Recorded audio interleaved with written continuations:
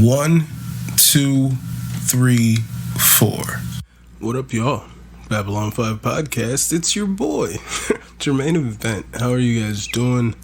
This is episode 202. And, I think if I had to name this episode, it would be, UFC 290 is stacked. Ladies and gentlemen, UFC 290 is stacked. Stacked. We're going to talk about that card. Obviously, very stacked card. Volkanovski, Yair.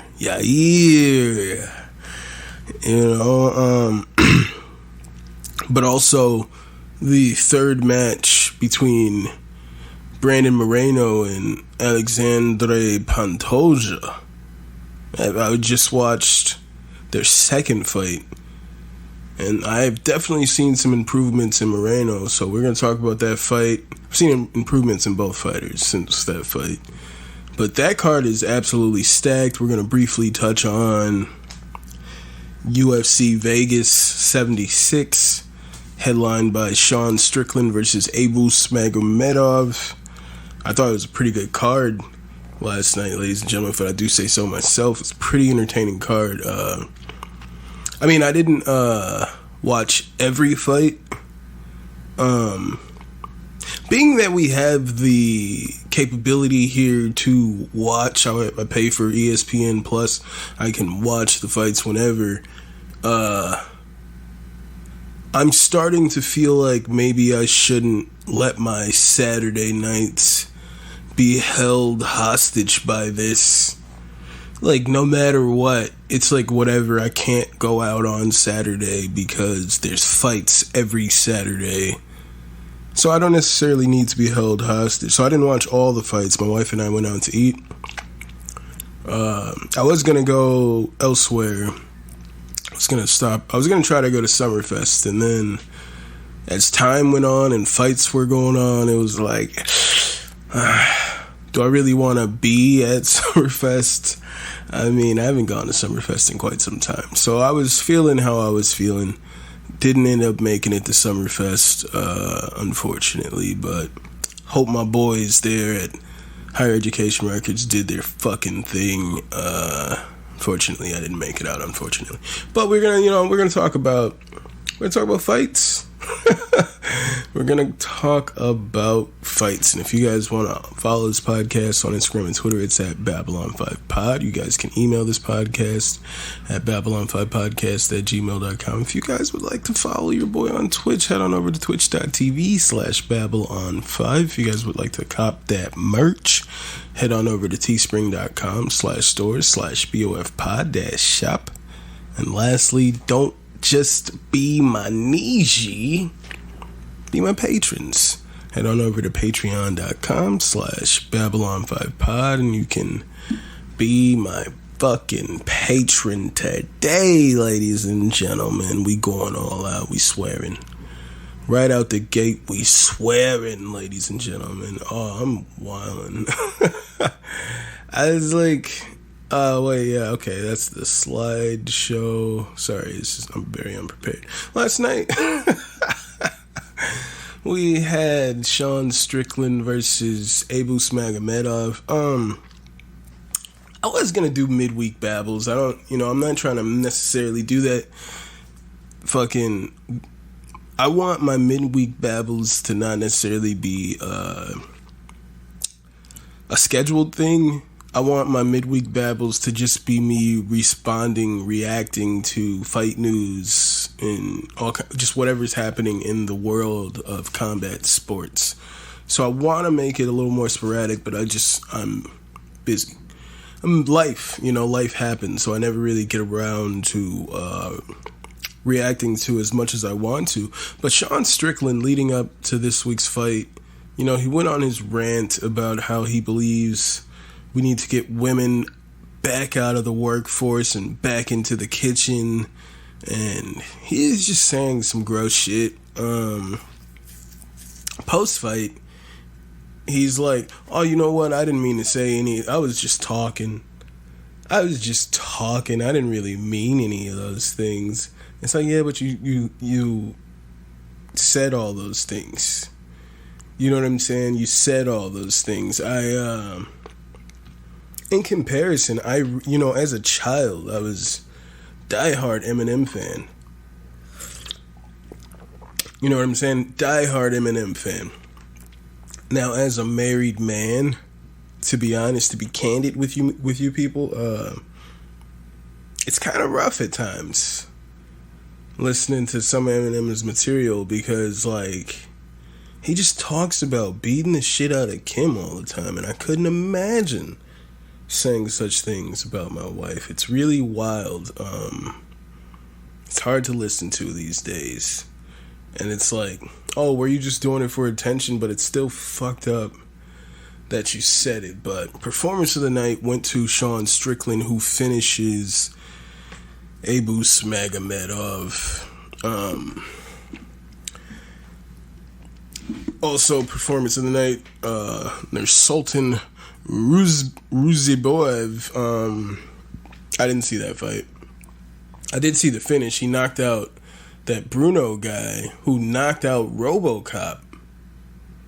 He knocked out the guy who knocked out RoboCop in his last fight. Kutalate versus Brenner. Brenner coming out of Charles Oliveira camp. That fight was crazy.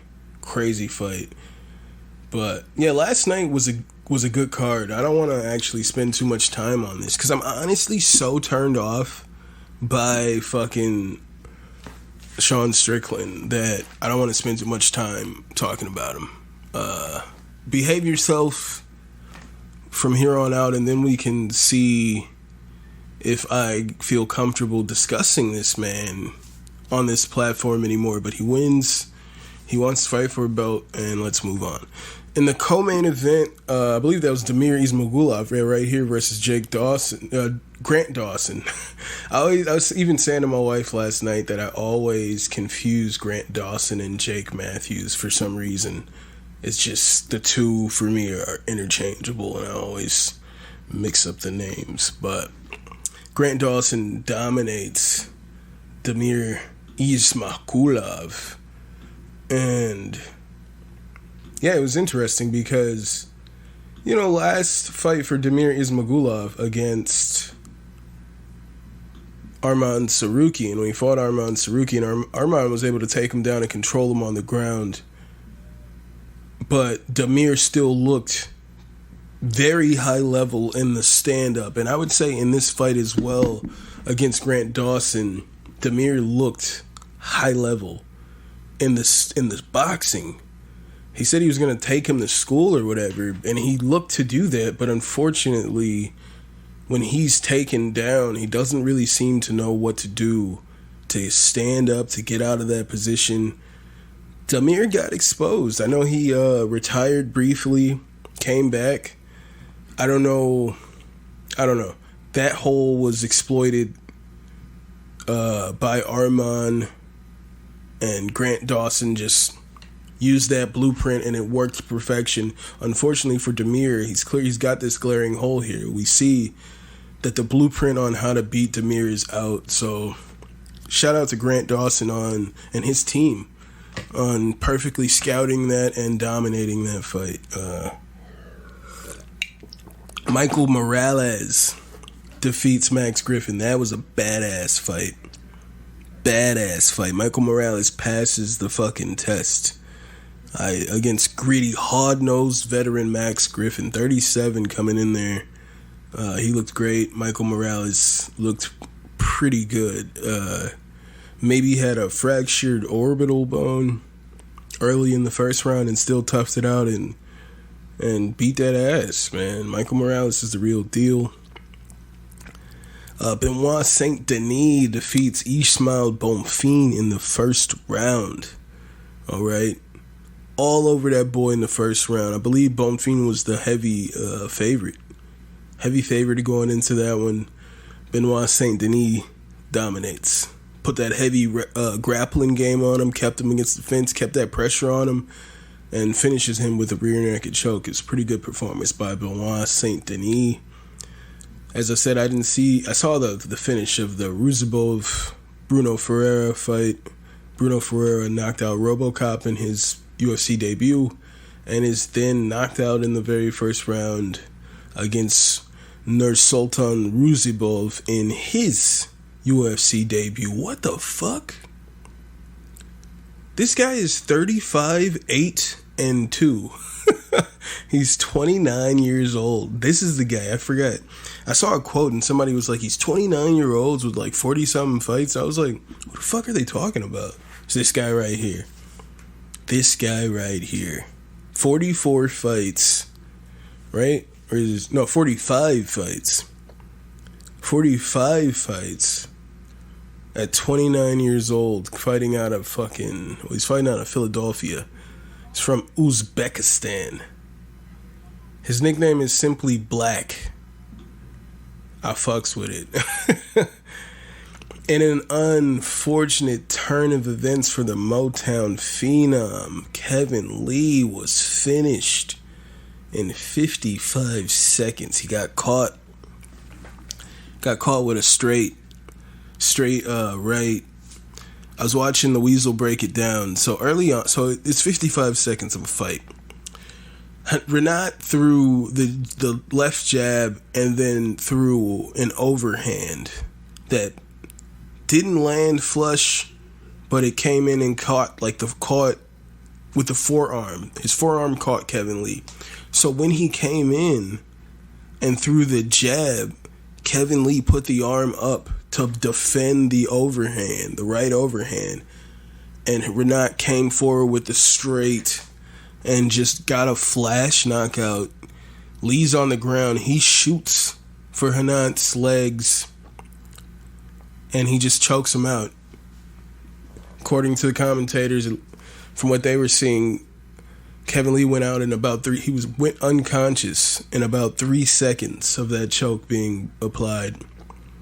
Kevin Lee's second run in the UFC starts with a defeat, a 55-second defeat to Renat Fakhretdinov. And niggas is talking about Fakhretdinov, however the fuck you pronounce his name, stepping in and fighting Jack Della Maddalena next week. Jack Della Maddalena lost his opponent against Sean Brady. Sean Brady pulled out of that fight via injury. And Jack Della's putting out the call to fight anybody. I would love to see Renat Fakhretdinov versus Jack Della Maddalena next week, because I would assume Renat has no damage after his 55-second victory.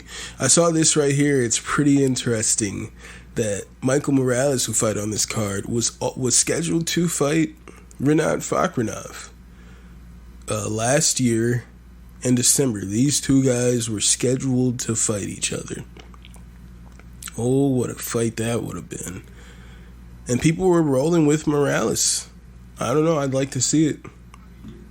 I'd like to see it, ladies and gentlemen, but I would really like to see Renat step in and fight Jack Della Maddalena next.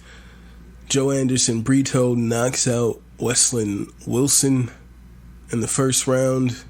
Just brutal ground and pound. Those thuds, like, it was deafening thuds. Boom, boom, boom. And he knocks Wesley out and then fucking gets on that mic. Like, Dan Ige, you fucking pussy. He wants to fight Dan Ige.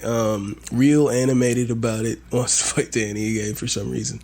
I mean, not for some reason, but I mean, he was real fucking heated about it for some reason. Very upset. Elvis Brenner, as I said before, had a great fight against Guram Kutladze. I think that's probably one of my favorite fights of the night.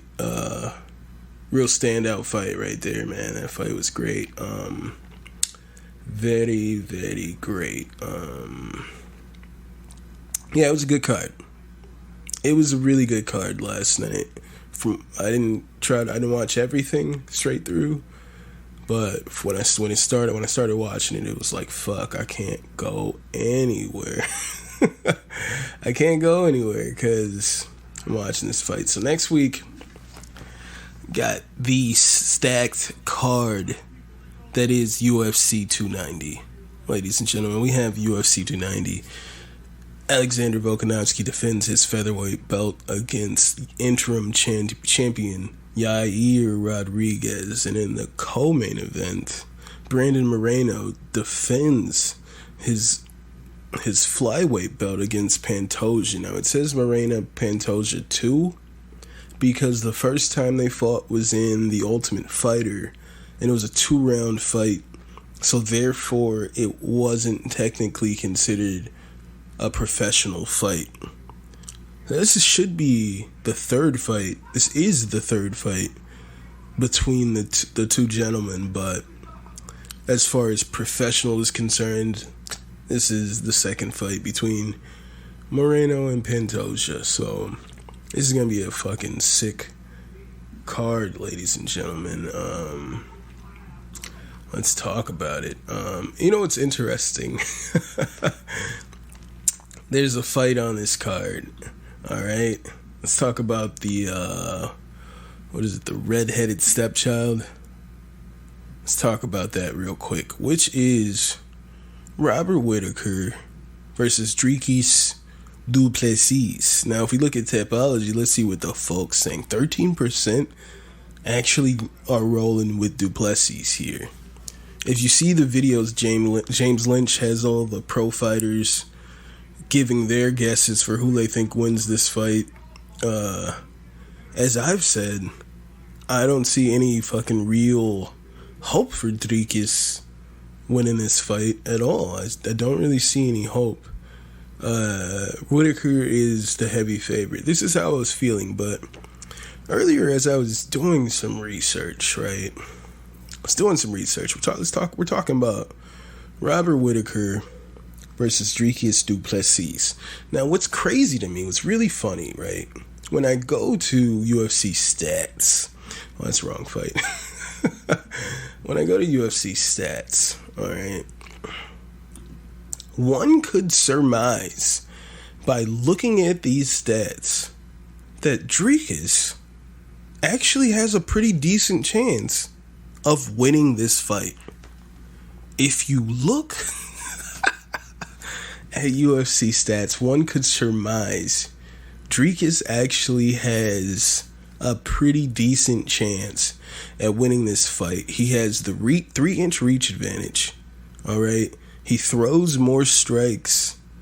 He throws almost 7 strikes per minute, while Whittaker is about 5. But he's got a 55% accuracy. He lands more than half of what he throws, while Whittaker has a 42% accuracy. Strikes absorbed is pretty much identical, with somehow Dricus has a much lower percentage at 53%, and Whittaker at 61%. So then when you come over to the grappling aspect of it all, you see that the takedowns, Dricus attempts about 3 takedowns per 15 minutes that's about a takedown each round he attempts. And he's about almost just under a 50% clip of taking you down successfully. You know what I'm saying? And he attempts submissions, while Robert Whittaker is 0. He does not attempt any submissions.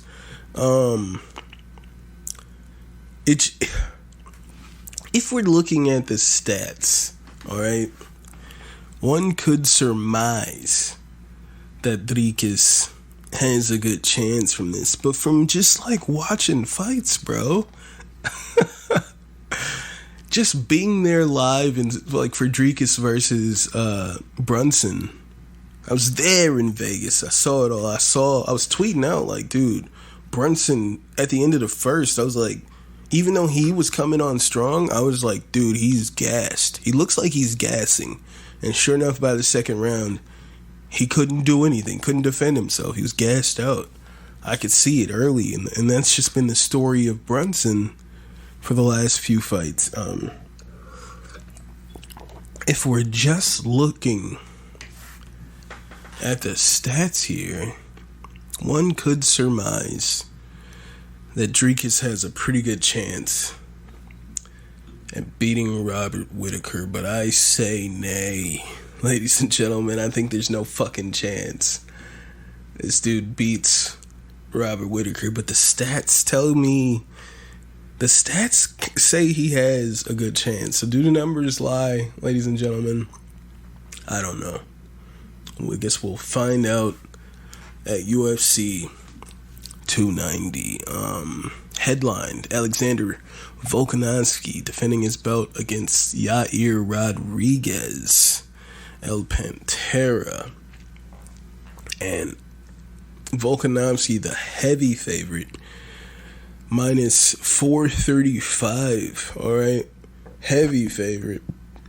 He's got a half-inch reach advantage on Yair, who's 5 inches taller than him.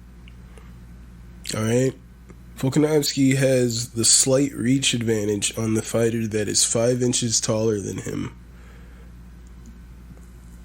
88%. More people think Volkanovski is going to beat Yair than people on this website think Whitaker is going to beat Dricus du Plessis. Let that sink in. The numbers are wild.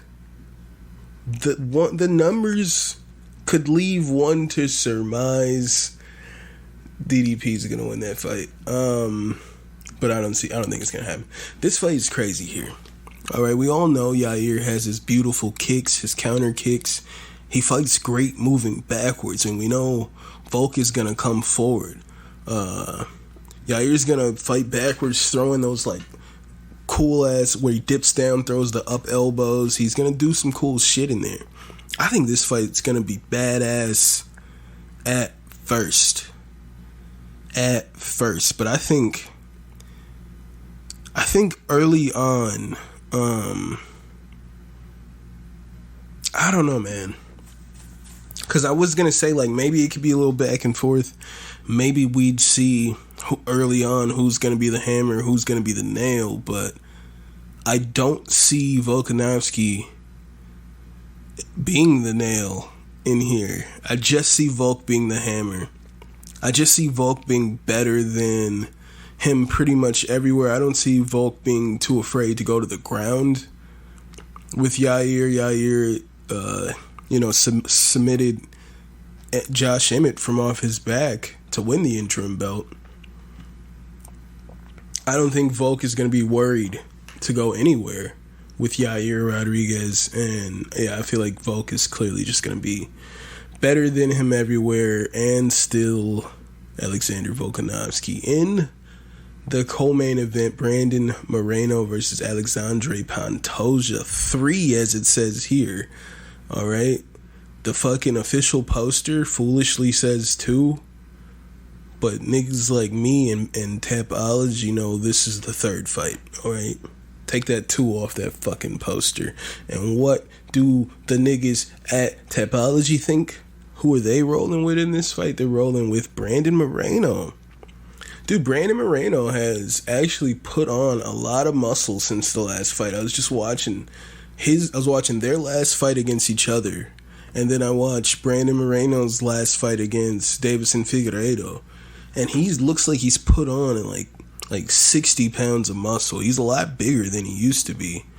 He was a little skinny guy, barely any muscle. He was kind of frail before. And in the first fight, Moreno just kept throwing these looping ass hooks.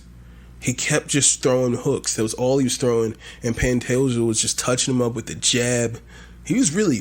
Dude, Pantoja beat the shit out of Moreno in the last fight. He was beating that boy's ass. They both have improved since then. Alright? They're saying, at plus 170, Pantoja is the slight underdog. But it's... if you've beaten someone twice coming into this fight, it's insane that you're somehow the underdog. You beat this person twice, and you're the underdog. That's crazy to me. I think we will see what happens, because it's very likely that I could see Pantoja and New, As I just said, he beat him twice already. It's not like it would be a tall ask for Pantoja to beat Moreno. He's done it twice already. And that's why the second Moreno won the belt, he found him backstage, was like, I'm next. I'm fighting for the belt next.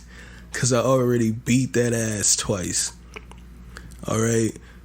According to the stats, Pantoja throws about one more punch per minute and lands about 80%, just under 50%, while Brandon Moreno just at 40% with his striking accuracy.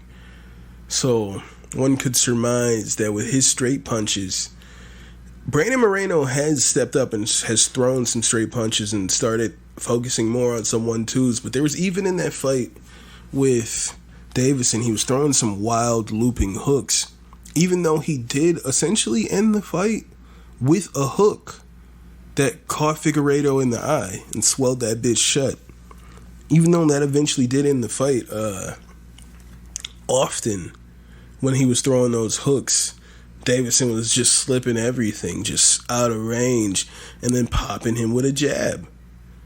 I think from the first fight, I'm glad that I watched Pantoja Moreno 2 before I watched Moreno Davison 4, because I was like, why isn't Figueiredo should employ more leg kicks? In the second fight, Pantoja was using a lot of leg kicks on Moreno. He was touching him everywhere. He's using a lot of different techniques, dude. I think Pantoja is going to get the job done. All right? It'd be really cool if Moreno could overcome his demons. He lost his guy twice already. It'd be cool if he could overcome his demons and win this fight. But I am rolling with Alexandre Pantoja, ladies and gentlemen. Also on this card, in the main card for whatever reason, because Bo Nickel threw a temper tantrum.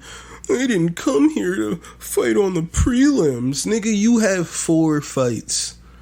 Alright? You did come here. You shouldn't even be here. And they gotta put you up against Trayshawn Gore, who only has 6 fights. Because probably, neither one of you should be here. It's silly. The Ultimate Fighter makes no sense to me. Alright? Let's get a bunch of fighters who we haven't signed yet, but they're young, upcoming guys, and maybe they could be something. Let's have them fight each other. All these guys who aren't on that level yet, let's have them fight each other to see who's the best of the best at not being on that level yet. And then let's sick them in there with those fucking animals. Watch them get their fucking asses beat. Brian Battle looks great out there. Didn't get finished by Renav. Fuck Renav. You know. I'd like to see Brian Battle versus Kevin Lee next. I'd like to see that fight. But back to this shit here. Bo Nickel versus Trayshawn Gore. I think Bo Nickel should dominate this fight. I hope if he gets in position to do that head and arm triangle, he does it properly, because that fight could have been finished early had he used proper technique. But even after not using proper technique, I saw that nigga fight live. He fought on the John Jones card, and I'm, a man of reason. I'm screaming from my too expensive seat that, nigga, get off to the side. You're not doing it right. Everybody looking at me like, is this nigga crazy? He trying to tell the fighter what to do? And then after the fight, all you saw all over Twitter, and then he had to answer it, was like, everybody's trying to say I did the technique wrong, but that's just how I do it. And if you knew why I did it, then you would understand that it's a good technique. And it's like, your technique is to just blatantly do it the wrong way. Like, these are techniques that have been perfected. I don't know. It's whatever. I think Bo is going to dominate, finish that fight as he does. Whatever. I think it's a pointless fight. We already talked about Whitaker Duplessis. Got Dan Hooker versus Jalen Turner. That should be a pretty cool fight if we want to. Robbie Lawler versus Nico Price. That could be a fun fight. I think it should be. Yasmin Uruguay versus Denise Gomes. It's Gomez. That could be a pretty good fight there. Pretty good fight. You know what I'm saying? Pretty good fight there. No, we got some good fights, man. These up-and-coming guys, Pacino. We got Jimmy Crute versus Alonzo Menifield. The other racist, that white nigga, Cameron Simon, DDP, that other white nigga. You know, it's funny. I saw their coach calling out Ariel Helwani for being racist. Or, no. Not for being racist. For calling Du Plessis racist. And it's like, you know why he's calling Du Plessis racist? Because what Du Plessis said was racist, nigga. All this backlash didn't come out of nowhere, nigga. You said you're the real African fighting in the UFC. You and Cameron Simon, and you're gonna be the first African champion, African UFC champion. You tried to shit on Israel Adesanya, Francis Ngannou, Kamaru Usman. You put that out there. Nobody asked this fool to say that. I'm rooting against Cameron Simon. Let's see what the stats say. Hopefully they look bad for him. The guy he's fighting is making his debut, so there's no stats on him. I'm a month older than this Terrence Mitchell character. And Cameron Simon, born the year 2000. Young boy. Just a young boy. I don't think he's that good. I think he's got a pretty weak chin. I think your chin's weak, boy. He's got a weak chin. I don't really just fuck with that nigga like that. You know what I'm saying? They racist. They're fucking racist. I don't know what else to tell you about Dricus Du Plessis and that other white nigga, Cameron Simon, other than the fact that the shit they talking, it made me uncomfortable. Made me very uncomfortable. And so when Izzy and all them started going off on it, like, it was for good reason, because as I heard it made me feel gross. And then for DDP to have all these people like, hey man, we're offended by this. And he's just like, whatever, you guys don't know what you're hearing. You just don't know what you're hearing. And it's like, nah, bro, it's all recorded. We can play it back right now. You guys just don't know what you're hearing. I never said I was more African. Yeah, but you're now making up new points that we're not arguing. You're making up new points. I never said I was this or that they want that. I never said they weren't African. It's like, man, but you said I'm the real African fighter in the UFC. And that I'm going to be the first African UFC champion. How do you say that and then turn around and say, I never said they weren't African? It all made me uncomfortable. There was no reason for him to put that energy out there, but he did. And I tried to speak out against these white niggas when it happened. And unfortunately, it has snowballed into this. I really wish he didn't try to stand on that. Like, why did he need to stand on that? Once people were offended, and once Kamaru came out, he's trained with Kamaru, he's trained with Israel Adesanya. Once Kamaru came out and was like, yo, man, you gotta watch what you're saying. You know what I'm saying? Because you don't know how people are going to watch it. He still stood on it. There was no, oh, I'm sorry. Like, I apologize if it came off that way. I didn't mean to say it like that. Nah, he's like, I didn't say that. I don't know what they're talking about. Yeah, keep that nonsense away from me. And I can't wait to see Robert Whittaker beat the shit out of Dricus Du Plessis at UFC 290. But if you look at the stats, one could surmise Dricus gets it done. One could surmise that Dricus gets it done if you look at the stats.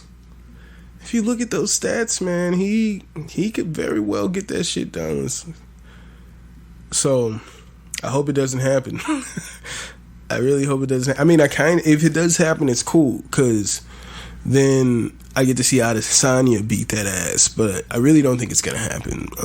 But whatever happens, ladies and gentlemen. If you guys would like to follow this podcast on Instagram and Twitter, it's at Babylon5Pod. You guys can email this podcast at Babylon5podcast@gmail.com. If you guys would like to follow this podcast on Twitch, head on over to twitch.tv/Babylon5. If you guys would like to cop that merchandise, head on over to teespring.com/store/BOFpod-shop. And lastly, don't just be my niche, be my patrons. Head on over to patreon.com/Babylon5Pod and you can be my patrons today. Thank you guys so much for being here for episode 202. UFC 290 is stacked, ladies and gentlemen. It is stacked. And I am getting the fuck up out of here. See you guys next week. Same bat time, same bat channel. I hope you guys are taking care of yourselves and each other. And I'll see you when I see you. I'll holla.